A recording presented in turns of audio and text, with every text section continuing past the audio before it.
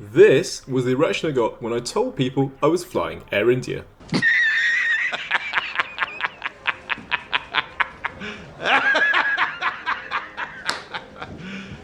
You serious? Are they really that bad? Let's find out.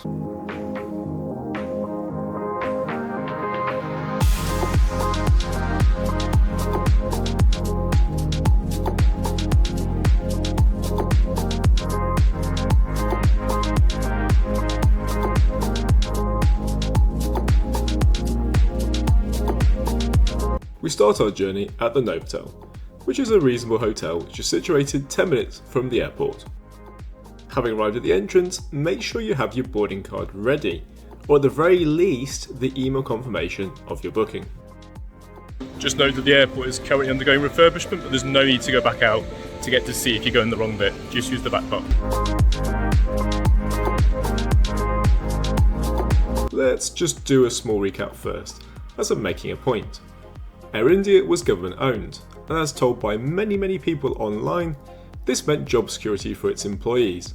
As a result, it's not the golden beacon that it could have been, because if you can't really be fired, you aren't going to sell the vision and values of the company. It was also severely underinvested. I flew Air India on the Boeing 777 yesterday, and while I had a great time, I have to admit the boarding was diabolical and absolutely chaotic. The check-in staff sort of made me feel like they were doing me a favour, and the product is desperately out of date. On the plus side, the food was of reasonable standard, and the cabin crew were eager, friendly and smiley.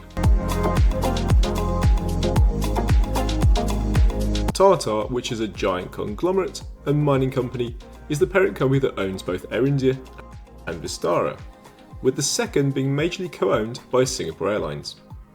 Over the next 5 years, Vistara, whose product is far superior and in general a better airline, will be absorbed into Air India, who are also currently undergoing a major overhaul and should look pretty good if they get the formula right over the next 5 years.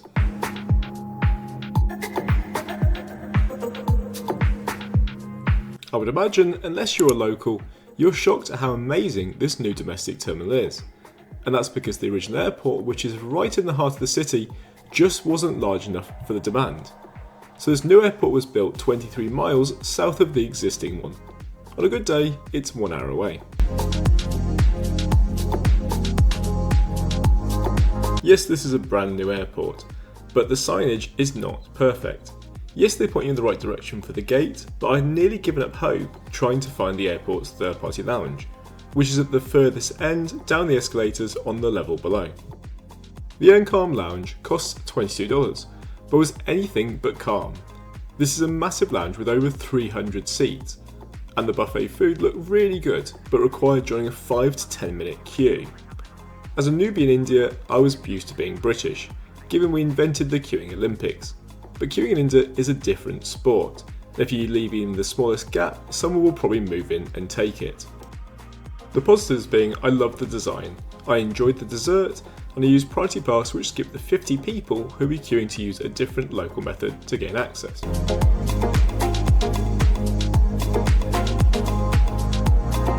So as lounges go, that was really nicely designed, really good selection of food as well. The only thing you need to bear in mind if you're coming to India, that queuing is a whole different thing here, and it's not for the faint of mind.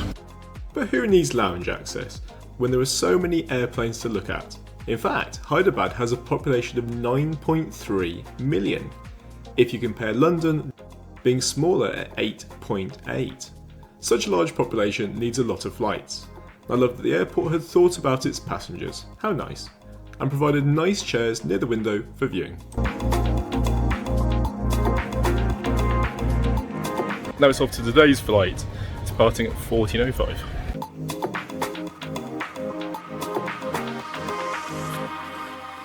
Today's short flight to Bangalore will take just over an hour and cover a moderate distance of 312 miles. I am genuinely looking forward to my stay in Bangalore because Moxie, which is part of the Marriott Group, has just opened a new hotel, and as a celebration they have an introductory offer for both breakfast and dinner at a discounted price. If you need somewhere to stay in Bangalore or you're just curious, this is a fantastic hotel.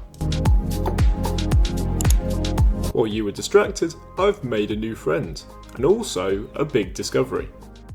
Now today's flight is an interesting one because I didn't realise, and I should have realised yesterday, that AirAsia have actually merged with Air India Express to form a low-cost carrier, which is why today's flight is operated by an ex-AirAsia plane, and that's why it's red and white. I can totally see why, but when I checked online, I just thought that Air India Express had purchased second-hand AirAsia planes, and how wrong I was. Eventually I would imagine they would be completely repainted, and would look something like this.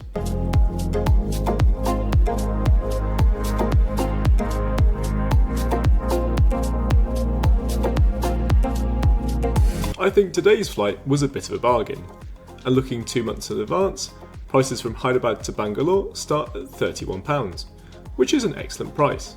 But you must be aware that if you need 15 kilograms of checked baggage, you need to either pick value or higher. Only Express Business includes a meal, otherwise you'll need to pay an additional 700 INR. I added Express Ahead, which costs 450 INR, which gives me priority boarding, but there are various packs available which are reasonable value.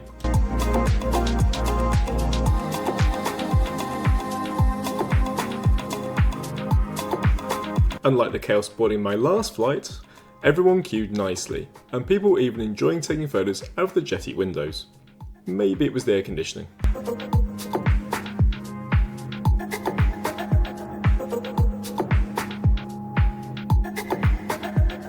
Just bear in mind that the interior of the plane is also ex-AirAsia. Black leather is fine, but it could look more inviting.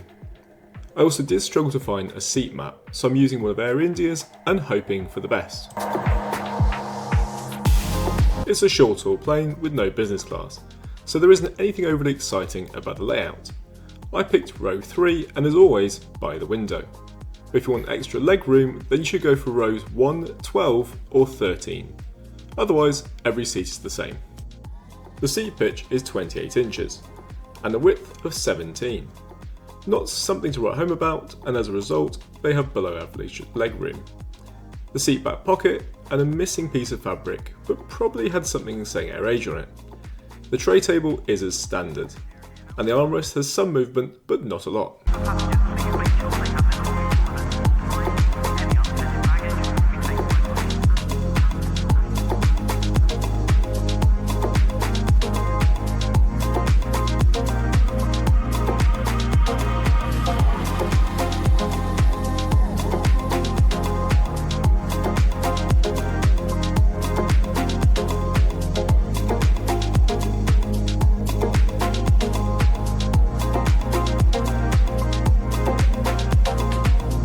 Part of me was a bit jealous of the people opposite who were clearly on a much nicer and newer airplane.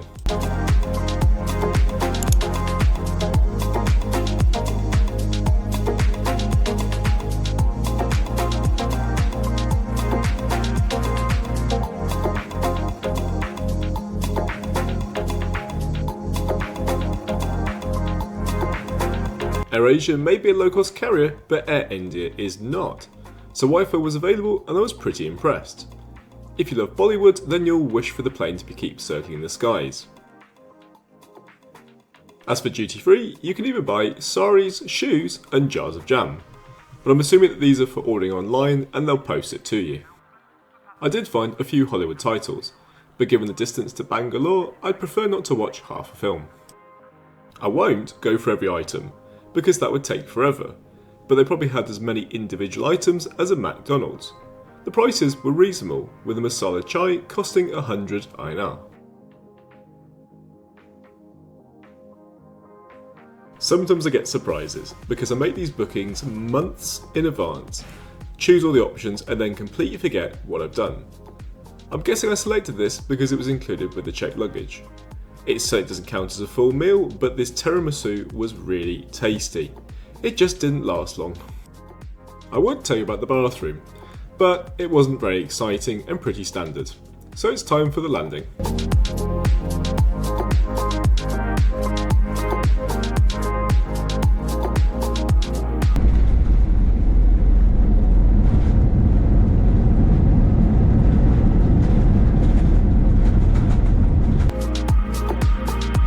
नमस्कार बेंगलुरु सुरती के बगोड़े अंतर्राष्ट्रीय हवाई अड्डे के terminal 2 पर आप सबका स्वागत है।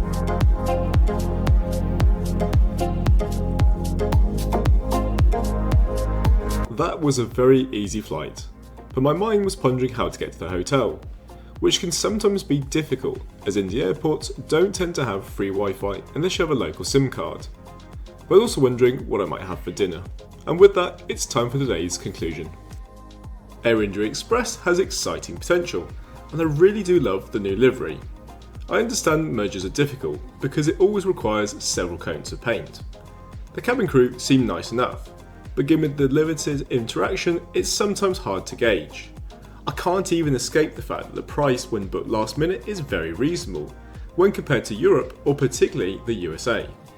What I won't miss, and I hope they change, is the seat pitch, because it's a bit on the tight side. Anyway, thank you so much for watching.